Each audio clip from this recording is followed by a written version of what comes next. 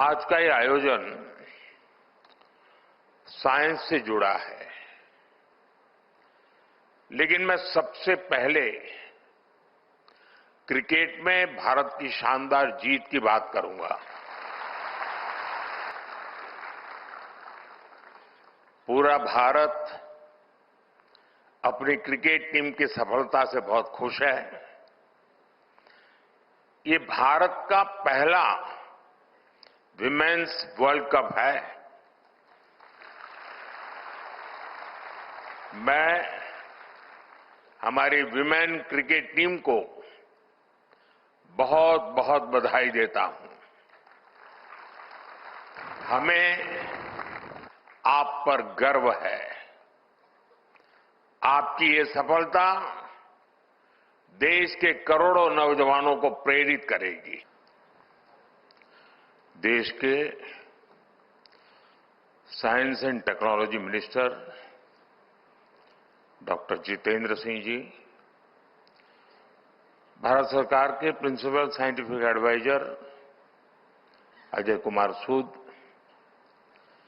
हमारे बीच उपस्थित नोबेल पुरस्कार विजेता सर आंड्रे गाइम, देश विदेश से आए सभी वैज्ञानिक,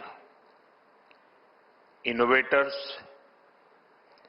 एकेडेमिया के लोग, अन्य महानुभाव, देवी और सज्जनों, आज का ये आयोजन साइंस से जुड़ा है, लेकिन मैं सबसे पहले क्रिकेट में भारत की शानदार जीत की बात करूंगा।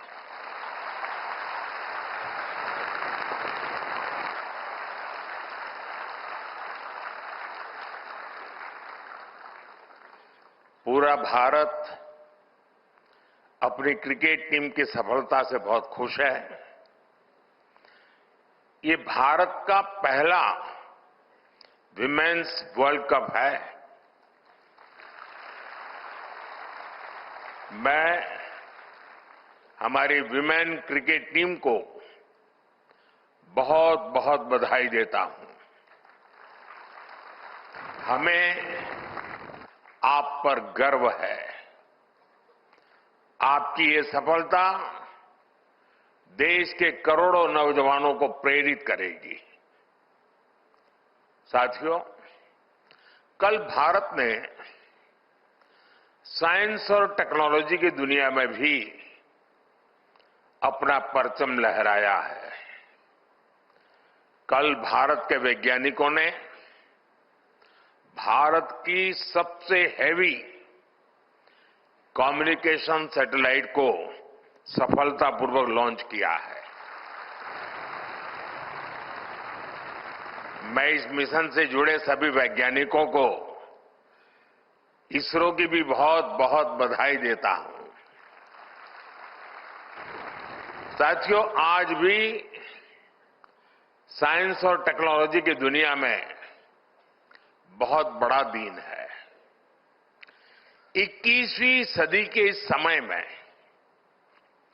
बहुत आवश्यकता थी कि इमर्जिंग साइंस, टेक्नोलॉजी और इनोवेशन पर मंथन के लिए दुनिया भर के एक्सपर्ट एक साथ जुटे और वो मिलकर के दिशा दिखाएं। इसी आवश्यकता ने एक विचार को जन्म दिया और इसी विचार से इस कॉन्क्लेव का विजन बना। मुझे खुशी है कि आज वो विजन इस कॉन्क्लेव के रूप में शेप ले रहा है। कई मंत्रालय, प्राइवेट सेक्टर, स्टार्टअप्स और स्टूडेंट्स इस प्रयास में एक साथ है। ये हमारे लिए सम्मान की बात है कि आज हमारे बीच एक नोबेल लॉरिएट भी मौजूद है। मैं आप सभी का बहुत बहुत अभिनंदन करता हूं। आपको इस कॉन्क्लेव के लिए अनेक अनेक शुभकामनाएं भी देता हूं। साथियों, 21वीं सेंचुरी का यह दौर सबसे अभूतपूर्व बदलावों का दौर है। आज ग्लोबल ऑर्डर में हम एक नए शिफ्ट को विटनेस कर रहे हैं। बदलाव की एक गति लीनियर नहीं बल्कि एक्सपोनेंशियल है। इस सोच के साथ आज भारत इमर्जिंग साइंस, टेक्नोलॉजी और इनोवेशन से जुड़े इन सभी एस्पेक्ट को आगे बढ़ा रहा है, उस पर निरंतर फोकस कर रहा है। अब जैसे एक उदाहरण है रिसर्च फंडिंग का। आप सब जय जवान जय किसान के विजन से लंबे अरसे से परिचित रहे हैं। रिसर्च और फोकस करते हुए हमने उसमें जय विज्ञान और जय अनुसंधान भी जोड़ा है। हमने अनुसंधान नेशनल रिसर्च फाउंडेशन बनाया है ताकि हमारी यूनिवर्सिटीज में रिसर्च और इनोवेशन को स्केल अप किया जा सके। इसके साथ साथ हमने रिसर्च डेवलपमेंट इनोवेशन स्कीम भी शुरू की है और इसके लिए 1 लाख करोड़ रुपए की राशि तय की गई है।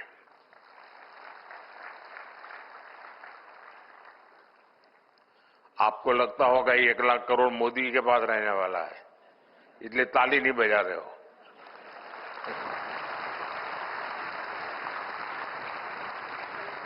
ये 1 लाख करोड़ रुपया आपके लिए है, आपका सामर्थ्य बढ़ाने के लिए है, आपके लिए अवसर के नए द्वार खोलने के लिए है। हमारा प्रयास है कि प्राइवेट सेक्टर में भी रिसर्च एंड डेवलपमेंट को बढ़ावा मिले। पहली बार हाई रिस्क और हाई इंपैक्ट प्रोजेक्ट के लिए कैपिटल भी उपलब्ध कराई जा रही है। साथियों, भारत में इनोवेशंस का आधुनिक इकोसिस्टम बने, इसके लिए हम ईज ऑफ डूइंग रिसर्च पर भी फोकस कर रहे हैं। इस दिशा में हमारी सरकार ने फाइनेंशियल रूल्स और प्रोक्योरमेंट पॉलिसी में भी कई रिफॉर्म्स किए हैं। हमने रेगुलेशन, इंसेंटिव्स और सप्लाई चेन्स में भी रिफॉर्म्स किए हैं ताकि प्रोटोटाइप जल्दी से लैब से निकलकर मार्केट तक पहुंचे। साथियों, भारत को इनोवेशन हब बनाने के लिए पिछले कुछ वर्षों में जो नीतियां बनी, जो निर्णय हुए, उसका असर अब साफ साफ दिखाई दे रहा है। मैं आपके सामने बड़े संतोष के साथ कुछ आंकड़े रखना चाहता हूं। वैसे मैं स्वभाव से बहुत जल्दी संतोष मानने वाला व्यक्ति नहीं हूं, लेकिन ये संतोष मेरा बीते हुए कल के संदर्भ में है। आने वाले कल के संदर्भ में अभी मेरा संतोष तो बहुत बाकी है, हमें बहुत आगे जाना है। पिछले दशक में हमारा R&D एक्सपेंडिचर 2 गुना हुआ है। भारत में रजिस्टर किए गए पेटेंट्स की संख्या 17 गुना बढ़ी है, 17 टाइम। 17 टाइम्स का इंक्रीज। स्टार्टअप में भी भारत अब दुनिया का तीसरा सबसे बड़ा स्टार्टअप इकोसिस्टम बन गया है। हमारे 6,000 से अधिक डीप टेक स्टार्टअप्स आज क्लीन एनर्जी, एडवांस मटेरियल्स जैसे क्षेत्रों में काम कर रहे हैं। भारत का सेमीकंडक्टर सेक्टर भी अब उड़ान भर चुका है। बायो इकोनॉमी की बात करें तो 2014 में ये $10 बिलियन की थी। आज ये करीब $140 बिलियन तक पहुंच चुकी है। साथियों, पिछले कुछ वर्षों में हमने कई सनराइज डोमेन्स में भी कदम बढ़ाया है।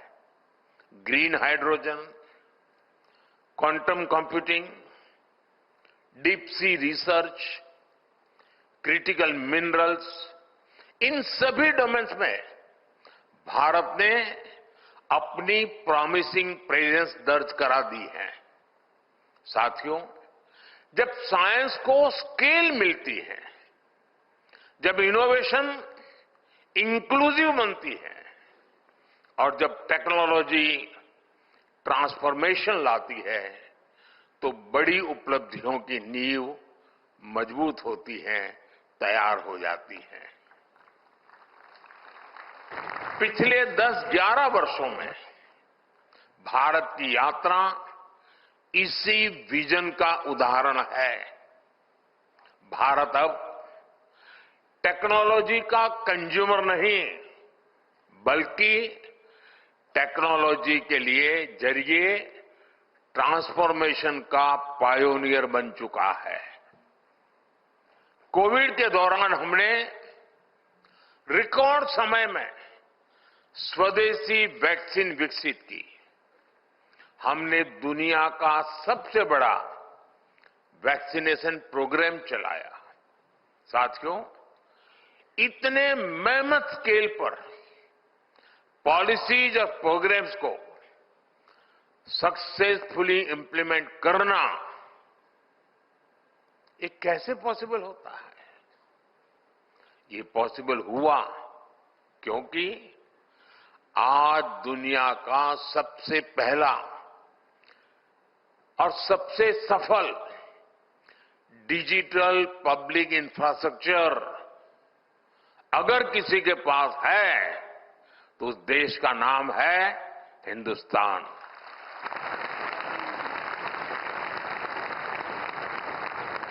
हमने 2 लाख ग्राम पंचायतों को ऑप्टिकल फाइबर से जोड़ा है।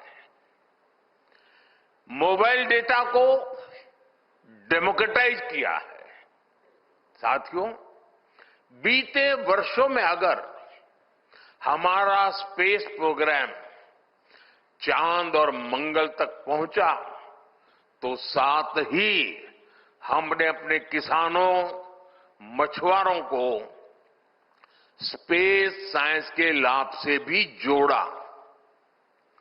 और निश्चित तौर पर इन सभी उपलब्धियों के पीछे आप सबका योगदान है। साथियों, इनोवेशन जब इंक्लूसिव होती है तो उसके प्रमुख बेनिफिशियरी ही उसके लीडर्स भी बन जाते हैं।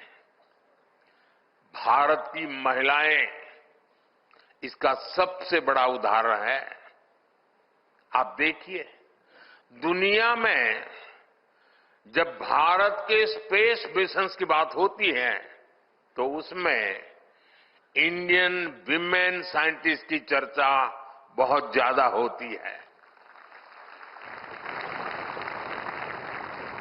पेटेंट फाइलिंग में भी भारत में महिलाओं द्वारा सालाना फील्ड पेटेंट्स की संख्या 1 दशक पहले 100 से भी कम थी। अब ये सालाना 5,000 से भी ज्यादा तक पहुंच गई है। स्टेम एजुकेशन में भी महिलाओं का शेयर करीब 43% है, जो कि ग्लोबल एवरेज से भी ज्यादा है। मैं दुनिया के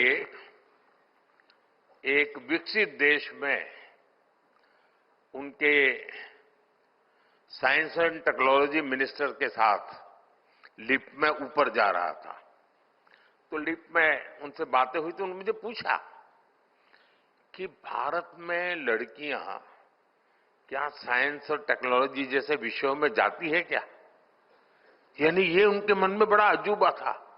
जब मैंने इनको कहा कि मेरे देश में इतना नंबर होता है तो वो चौंक गए थे। ये भारत की बेटियों ने करके दिखाया है। और आज भी मैं यहां देख रहा हूं कितनी बड़ी तादाद में हमारी बेटियां हैं, बहनें हैं।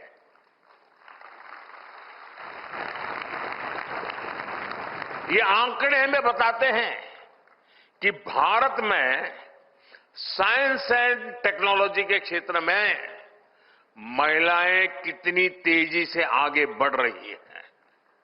साथियों, इतिहास में कुछ क्षण ऐसे आते हैं जिनसे कई पीढ़ियों को मोटिवेशन मिलता है। कुछ साल पहले हमारे बच्चों ने चंद्रयान का सफर देखा, उसकी सफलता भी देखी और सफलता साइंस के प्रति जबरदस्त तरीके से उनको आकर्षित करने के लिए कारण आई, अवसर बन गई। और उन्हें असफलता और सफलता दोनों को देखा था। हाल में ग्रुप कैप्टन शुभांशु शुक्ला की स्पेस स्टेशन की यात्रा ने बच्चों में एक नई उत्सुकता पैदा की है। हमें नई पीढ़ी में पैदा हुई जिज्ञासा का लाभ उठाना चाहिए। साथियों, हम जितने ज्यादा ब्राइट यंगस्टर्स को साइंस, टेक्नोलॉजी और इनोवेशन की दिशा में ले जा सके, उतना ही बेहतर होगा। इसी सोच के साथ देश भर में लगभग 10,000 अटल टिंकरिंग लैब बनाई गई हैं। इनमें 1 करोड़ से ज्यादा बच्चे क्यूरियोसिटी और क्रिएटिविटी के साथ एक्सपेरिमेंट कर रहे हैं। और आपको ये जानकर खुशी होगी कि इन लैब्स की सफलता को देखते हुए हम 25,000 नई अटल टिंकरिंग लैब भी बनाने जा रहे हैं। पिछले कुछ वर्षों में देश में सैकड़ों नई यूनिवर्सिटी बनाई गई हैं। 7 नई आईआईटीज और 16 ट्रिपल आईआईटी की अभी बनी चुकी है। नई एजुकेशन पॉलिसी में हमने ये भी सुनिश्चित किया है कि युवा अब साइंस और इंजीनियरिंग जैसे स्टेम कोर्स अपनी स्थानीय भाषा में कर सकेंगे। साथियों, हमारी सरकार की प्रधानमंत्री रिसर्च फेलोशिप युवा रिसर्चर्स के बीच बहुत सफल रही है। इस स्कीम के तहत दी गई ग्रांट्स ने युवाओं की बहुत मदद की है। अब हमने आने वाले 5 वर्षों में 10,000 फेलोशिप देकर देश में R&D को और मजबूती देने का निर्णय किया है। साथियों, ये बहुत जरूरी है कि हम साइंस और टेक्नोलॉजी की ट्रांसफॉर्मेटिव पावर को समझें और साथ ही इन्हें एथिकल और इंक्लूसिव बनाएं। उदाहरण के लिए आर्टिफिशियल इंटेलिजेंस को ही देखिए। आज रिटेल से लेकर लॉजिस्टिक तक, कस्टमर सर्विस से लेकर बच्चों के होमवर्क तक हर जगह एआई का इस्तेमाल हो रहा है। इसलिए हम भारत में भी एआई की शक्ति को समाज के हर वर्ग के लिए उपयोगी बना रहे हैं। इंडिया एआई मिशन में 10,000 करोड़ रुपए से अधिक का निवेश किया जा रहा है। साथियों, भारत आज एथिकल और ह्यूमन सेंट्रिक एआई के ग्लोबल फ्रेमवर्क को शेप दे रहा है। हमारा आने वाला एआई गवर्नेंस फ्रेमवर्क इस दिशा में एक बड़ा कदम होगा। इसका मकसद है इनोवेशन और सेफ्टी को साथ साथ विकसित करना। अगले वर्ष फरवरी में जब भारत ग्लोबल एआई समिट की मेजबानी करेगा तो इंक्लूसिव, एथिकल और ह्यूमन सेंट्रिक एआई के प्रयासों को नई गति मिलेगी। साथियों, अब समय है कि हम इमर्जिंग एरियाज में 2 गुनी ऊर्जा से काम करें। ये विकसित भारत के हमारे लक्ष्य की प्राप्ति के लिए भी बहुत अहम है। मैं आपसे कुछ आइडियाज शेयर करना चाहता हूं। हम फूड सिक्योरिटी से आगे बढ़कर न्यूट्रिशन सिक्योरिटी की दिशा में आगे जाएं। क्या हम ऐसी next generation bio fortified crop विकसित कर सकते हैं जिससे कुपोषण के खिलाफ लड़ाई में दुनिया को मदद मिले? क्या हम low cost soil health enhanced और बायो फर्टिलाइजर में ऐसे इनोवेशंस ला सकते हैं जो केमिकल इनपुट्स का ऑल्टरनेटिव बने और सॉइल हेल्थ को इंप्रूव करें? क्या हम भारत की जीनोमिक डायवर्सिटी को और बेहतर तरीके से मैप कर सकते हैं ताकि पर्सनलाइज्ड मेडिसिन और डिसीज प्रिडिक्शन में नई दिशा मिले? क्या हम क्लीन एनर्जी स्टोरेज जैसे बैटरीज में नए और सस्ते इनोवेशंस कर सकते हैं? हर क्षेत्र में हमें ये देखना चाहिए कि किन क्रिटिकल इनपुट्स के लिए हम दुनिया पर निर्भर है और कैसे उनमें आत्मनिर्भरता हासिल की जा सकती है। साथियों, मुझे विश्वास है कि आप सभी साइंस और टेक्नोलॉजी की दुनिया से जुड़े लोग इन सवालों से भी आगे जाकर नई संभावनाएं खोजेंगे। अगर आपके पास आइडियाज है तो मैं आपके साथ हूं। हमारी सरकार रिसर्च को फंड और साइंटिस्ट को अपॉर्चुनिटी देने के लिए ही पूरी तरह प्रतिबद्ध है। मैं ये भी चाहूंगा कि इस कॉन्क्लेव में एक कलेक्टिव रोड मैप तैयार हो। मुझे पूरा भरोसा है ये कॉन्क्लेव भारत की इनोवेशन जर्नी को एक नई ऊंचाई पर ले जाएगी। आपको एक बार फिर मेरी बहुत बहुत शुभकामनाएं हैं। जय विज्ञान, जय अनुसंधान। बहुत बहुत धन्यवाद।